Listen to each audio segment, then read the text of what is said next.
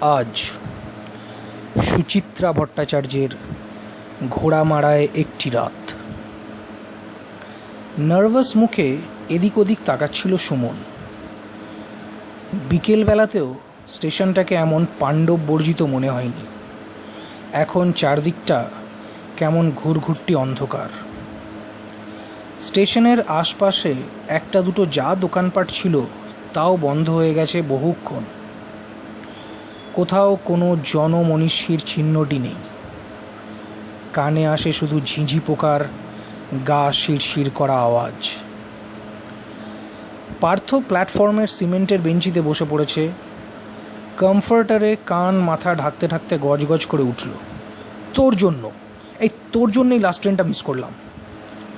সুমন কাঁচুমাচু মুখে বলল, বারে আমার কি দোষ? পথে যদি রিক্সাওয়ালার 7 বার চেন খুলে যায়, তুই দেরি করে খেতে বসলি কেন? পার্থ খেঁকিয়ে উঠল, বরযাত্রীদের জন্য কেন অপেক্ষা করলি? আগের ব্যাচে বসা যেত না? রজত তো কতবার বলেছিল তোরা কলকাতা ফিরবি, কেন মিছিমিছি দেরি করছিস? ইল্লি রে, কেন আগে বসবো?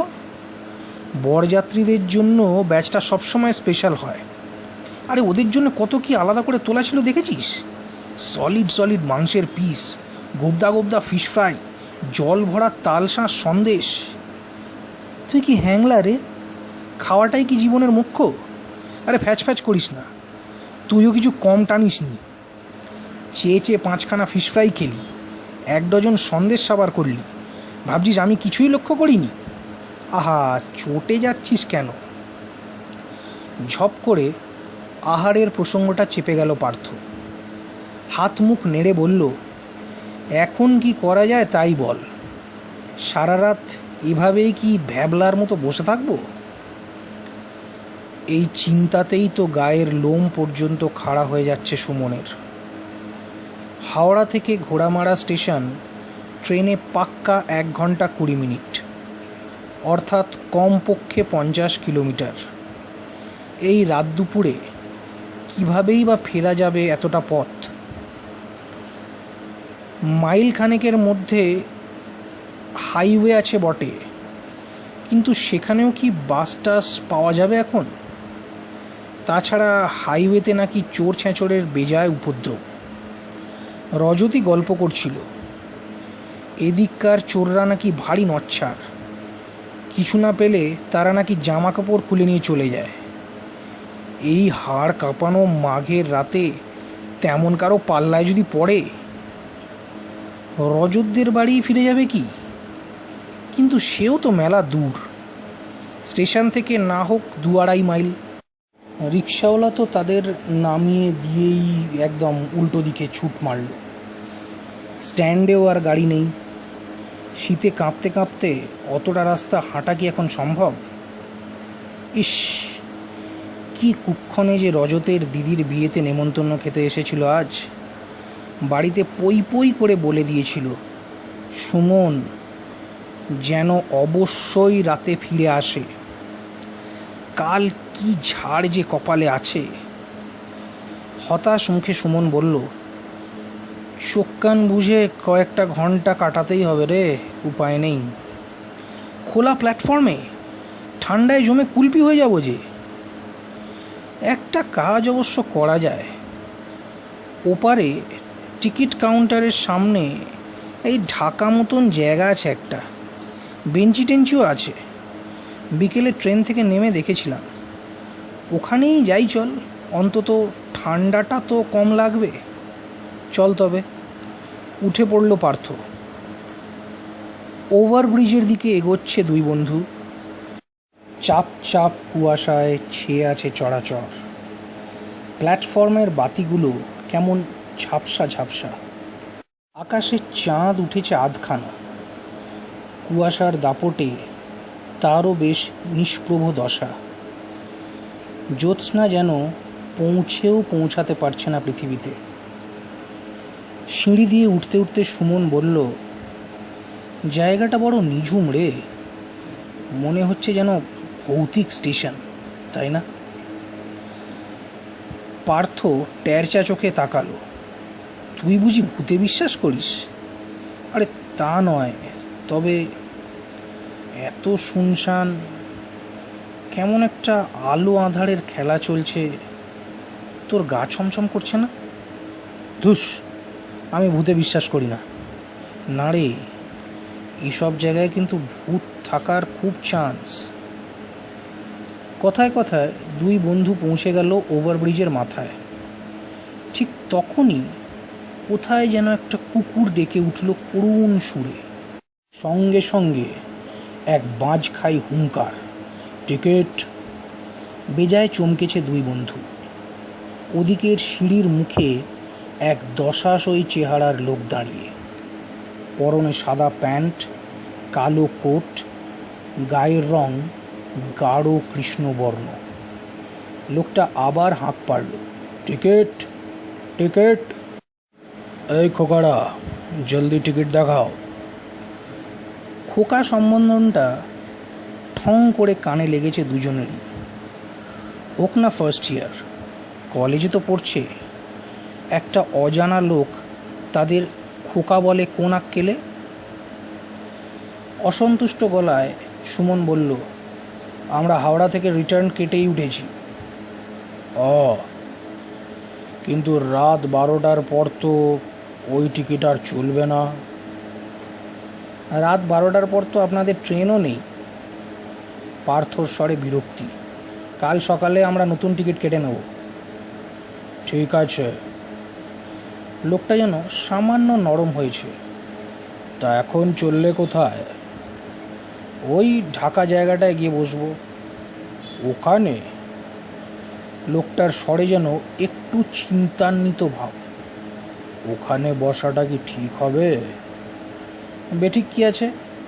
ওটাই তো ঘোড়ামারা ওয়েটিং রুম নাকি? তা বটে, তবে ওখানে একটু গন্ডগোল আছে।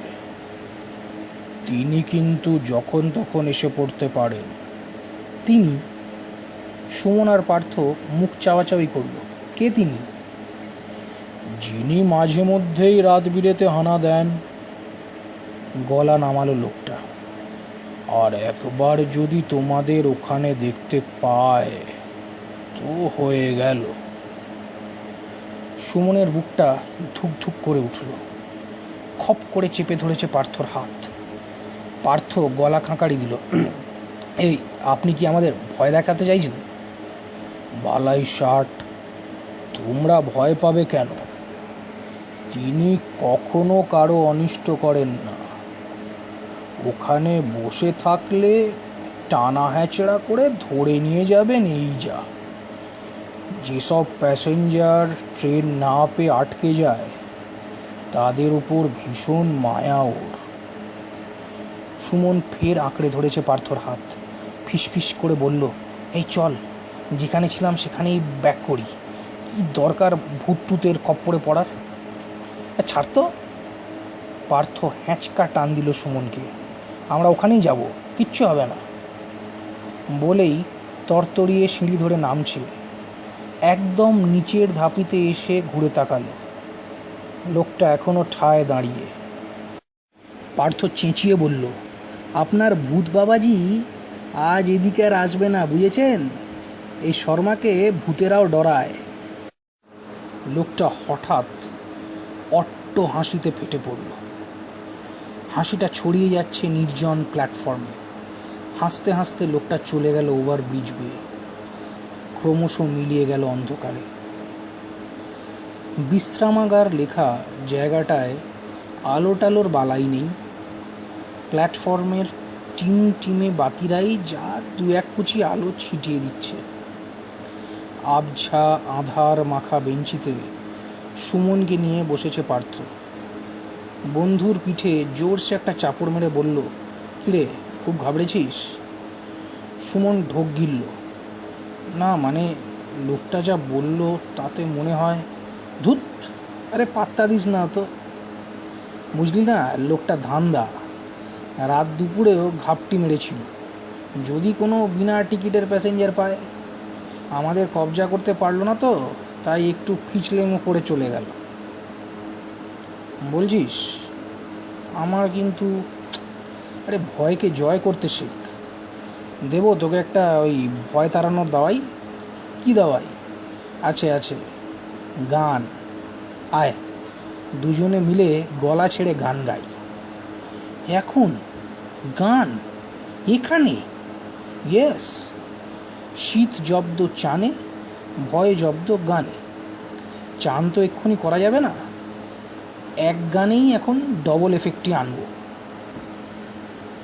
সুমন বুঝি সাহস পেল খানিকটা, বলল, কি গান গাইবি? আছে একখানা জব্বর, এই কালোয়াতি, কাফি, ইমন, দরবারি, মালকোস সব পাঞ্চ করা। আমি শুরু করছি, তুই সঙ্গে সঙ্গে সুরটা ধরে নে। উড়ুতে তাল বাজাতে বাজাতে গলা ছাড়লো পার্থ। প্রথমে একটুক্ষণ আ আ করে আলাপ, তারপর ঢুকছে গানে। কচু বনে কেঁদে গেল কালো কৃষ্ণর মেয়ে, তাই না দেখে বেড়াল ছানা ঝিমোয় দুপুরে।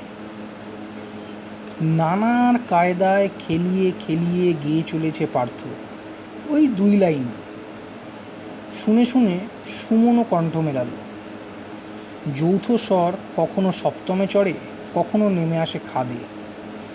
গিটকিরির দাপটে ছিঁড়ে ছিঁড়ে যাচ্ছে ভয়। তানের কসরতে শীত বেচারার পালাই পালাই হাল। হঠাৎই কোত্থেকে খোনা খোনা গলার ডাক, এই যে শুনছ শুনছ? সুরের আবেশে চোখ বুজে গিয়েছিল দুই বন্ধুর। দুজোড়া চোখ পটাং করে খুলে গেল। কই, কেউ তো নেই ধারে কাছে। কিরে বাবা, মনের ভুল নাকি? ফের উৎসাহ নিয়ে দুই বন্ধু শুরু করেছে যুগলবন্দি। তখনই পার্থর ঘাড়ে একটা হিম শীতল ছোঁয়া, এই যে তোমরা কারা? পার্থ যেন ইলেকট্রিক শক খেল, ধর্মড়িয়ে সামনে হুড়মুড়িয়ে পড়েছে। কোনো ক্রমে ঘাড় ঘোরাতেই দেখতে পেল এক ছায়া মূর্তি। কে ওটা? পার্থ নয়, সুমন কাঁপতে কাঁপতে জিজ্ঞেস করলো, আপনি কে? আমি এখানকার টিকিট চেকার। ঘোড়ামারা স্টেশনে রাতে কোনো মানুষ নামে না, সেখানে কিনা এক জোড়া টিকিট চেকার! এ কি সম্ভব? ঝিঝি পোকার ডাকটাই বা বন্ধ হয়ে গেল কেন হঠাৎ?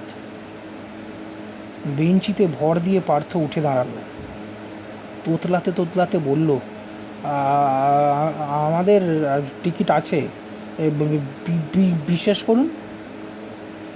বেঞ্চির পিছনেই দাঁড়িয়ে আছে ছায়ামূর্তি, হাতে একখানা মিটমিটে লণ্ঠন। বাতিটা উঁচু করে ধরতেই মুখখানা স্পষ্ট হলো খানিক। ঘোমটার মতো করে আষ্টে পৃষ্ঠে মাফলার জড়িয়ে আছে, গায়ে লথপথে কালো কোট। মুখের মধ্যে চোখ আর দাঁতই আগে নজরে আসে। ভ্যাবাচাকা দুই চোখ কেমন ঠেলে বেরিয়ে আসছে। খুনখুনে গলায় ছায়ামূর্তি বলল, তা তো বুঝলাম, কিন্তু এই ঠান্ডায় এখানে বসে বসে চিল্লাচ্ছ কেন? আমার কাঁচা ঘুমটা ভেঙে গেল। চেঁচাইনি তো স্যার, গান গাইছিলাম। খুব শীত করছিল যে, গাড়ি ফেল করলাম, বাড়ি ফেরা হলো না। তার মানে খুব আতান্তরে পড়েছ? ভুতুড়ে নাকি সুরে মমতা ঝরে পড়ল। যাকগে, আমি যখন এসে গেছি আর কোনো ভয় নেই। ওঠো, উঠে পড়ো। কোরাসে কোকিয়ে উঠল দুই বন্ধু। কেন স্যার? এসো, আমার কোয়ার্টার এই তো সামনে। এবার পার্থ খামচে ধরল সুমনের সোয়েটার। তার গলা শুকিয়ে কাঠ, জিভে তালু ভিজিয়ে বলল, না না, এখানেই বেশ আছি। যা, তা হয় নাকি? আমি থাকতে এই শীতে এখানে পড়ে থাকবে? নিউমোনিয়া হয়ে যাবে যে। আমাদের শীত করছে না স্যার, সুমন অস্ফুট স্বরে বলল। আমরা ঘামছি স্যার। বুঝেছি, লজ্জা পাচ্ছ? আরে বাবা, আমি একাই থাকি, আমার ওখানে তোমাদের কোনো অসুবিধা হবে না।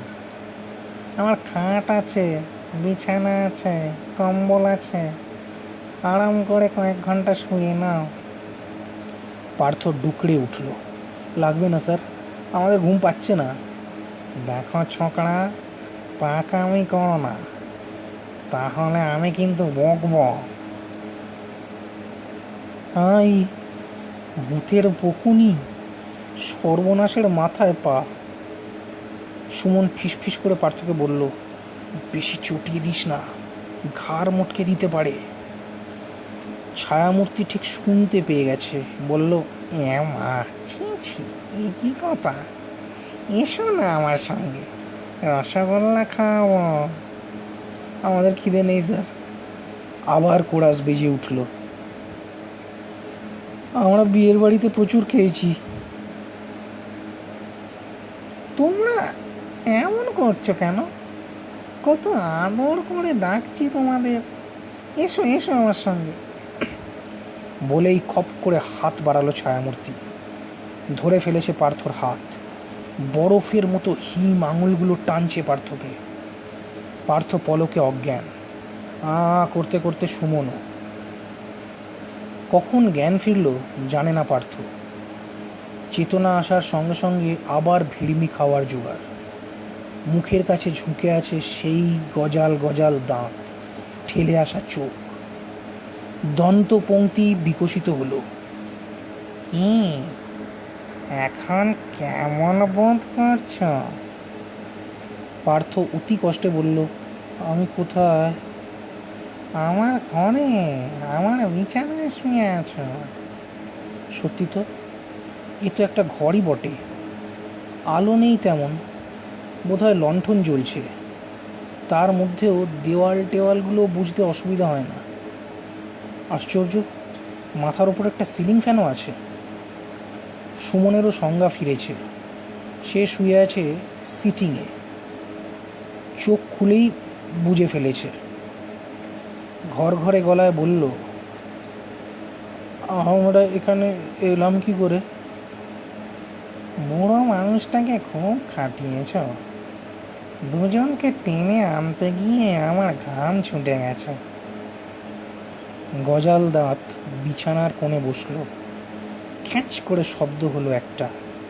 ফের নাকি সুরে বলল, তোমরা আমায় দেখে এত ভয় পাচ্ছ কেন বলো তো? নাকি আমার ভূত ভাবছ? একেই কি বলে ভৌতিক রসিকতা? ভূত বলে তাকে ভাবা হচ্ছে কেন? সুমন মরিয়া হয়ে বলল, কেন ঠাট্টা করছেন স্যার? আমরা জেনে গেছি। পার্থ বলল, হ্যাঁ স্যার, শেখরবাবু আমাদের বলে দিয়েছেন আপনি কে। কে শেখরবাবু? কালোদা নয় তো? ওই ওভার ব্রিজের ওপর দাঁড়িয়েছিল? হ্যাঁ স্যার, উনি তো বললেন আপনি আসবেন, আমাদের বাড়িতে নিয়ে যাওয়ার জন্য পিড়াপুড়ি করবেন। আরে দূর বোকা, কালোদাই তো ভূত। 7 বছর আগে অপঘাতে মৃত্যু হয়েছে কালোদার।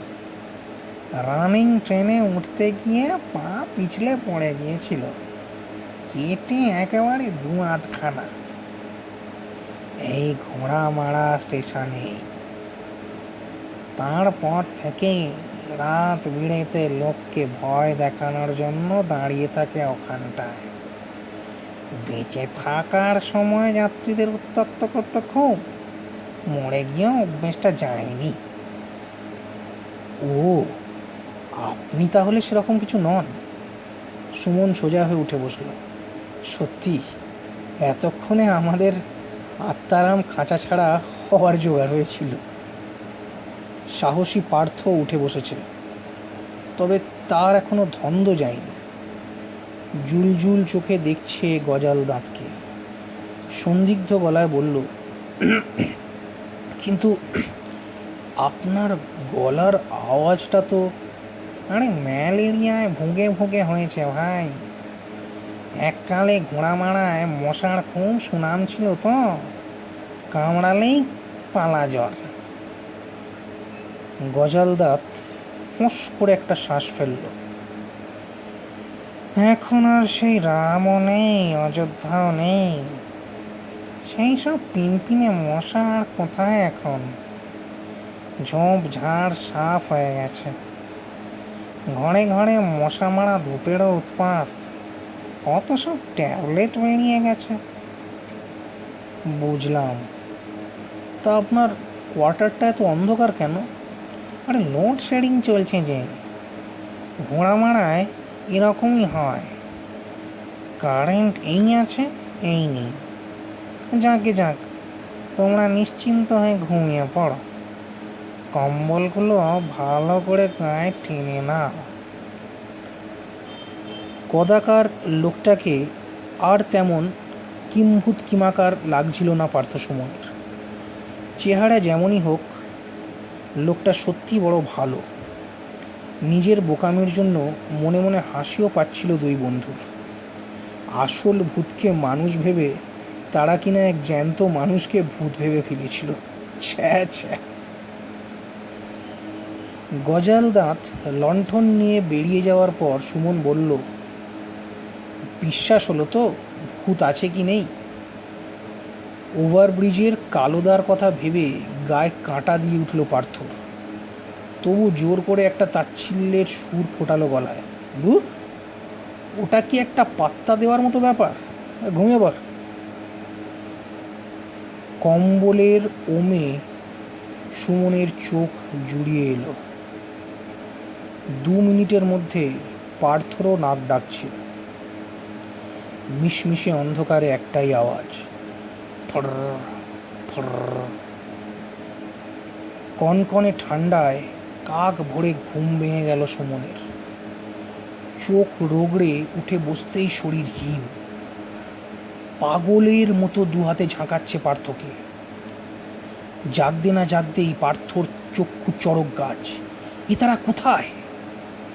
রাত্রিরের সেই ঘর, বিছানা, কম্বল বিভাগ মিলিয়ে গেছে মহাশূন্যে। ঘোড়ামারা স্টেশনের সিমেন্টের বেঞ্চিতেই তো তারা শুয়ে আছে দুজনে, খোলা প্ল্যাটফর্মে।